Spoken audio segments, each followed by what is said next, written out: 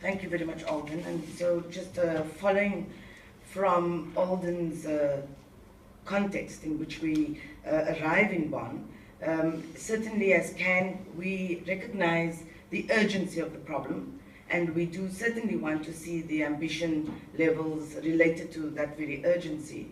One of the key long-term goals that we have set for our objectives to address climate change is, of course, a long-term goal to achieve the phase-in of renewable energy and the phase-out of fossil fuels by 2050. That's a very important goal. Transforming the energy systems, the key drivers of climate, is going to be a critical objective. And so what does that mean for action in Bonn itself? This is very relevant to the current agenda in Bonn and towards Paris. We are currently dealing with the issue under what is called Workstream 2, the pre-2020 actions required to address the ambition gap.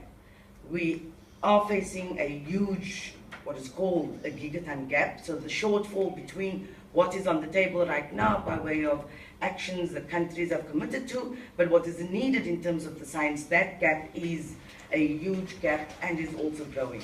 And if we do not address the pre-2020 gap, then the long-term goal is going to be unachievable.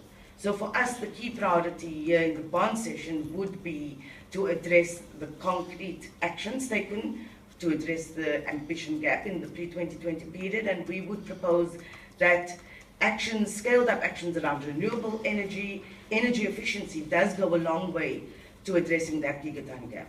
Of course, part of this is the provision of funding. And as Alden has said, the Green Climate Fund is open for business. We need to see that money deployed as soon as possible to address the scaled up actions required, especially in renewable energy and energy efficiency in the short term. So certainly in Bonn, we would like to see the process defined for an outcome in Lima, a decision in Lima about what can be done in a concrete way to address the pre-2020 difficulties and challenges that we face.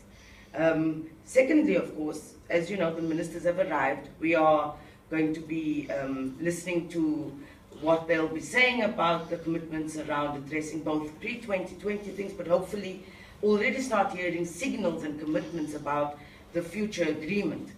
And for our preparations for Paris, things need to happen in Bonn. And certainly it needs to happen in Bonn to be ready for Lima, because success in Lima is success in Paris.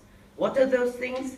We certainly need to have the process for defining a draft text being delivered by Lima.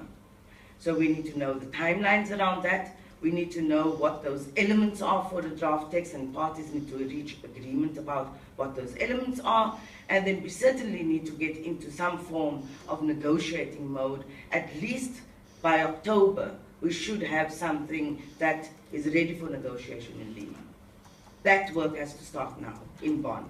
So there's certainly a lot of work that negotiators have to do to prepare themselves for a draft text that the COP president in Lima is expecting.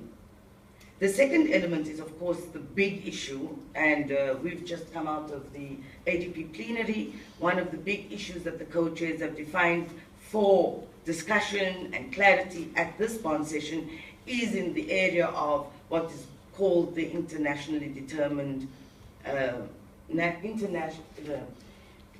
intended, nationally, sorry, these acronyms change all the time, intended nationally determined contributions. In other words, what countries are going to be committing to, their pledges.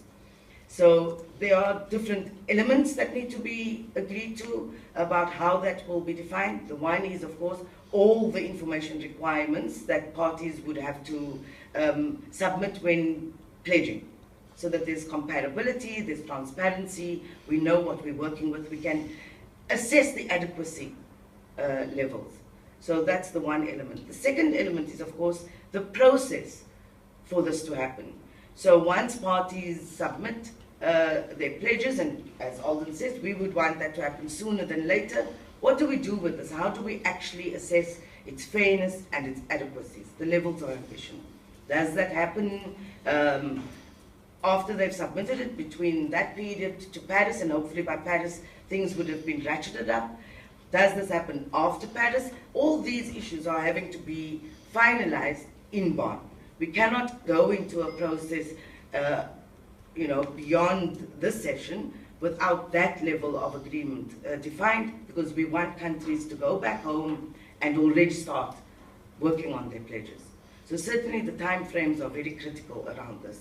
And as Alden's already indicated, we of course as CAN and all the CAN members certainly urge countries to present those nationally determined contributions in the context of the science and in the context of equity. So we would want to see fairness and we would want to see ambition when parties submit their pledges. There's lots of work to be done in this session. We believe that the session with the co-chairs presenting draft decision text already starts the ball rolling. It's a good way to start the discussions. We're hoping parties will engage with this and that things will move quite quickly in terms of the work that is set out for them on the agenda of this Bonn session.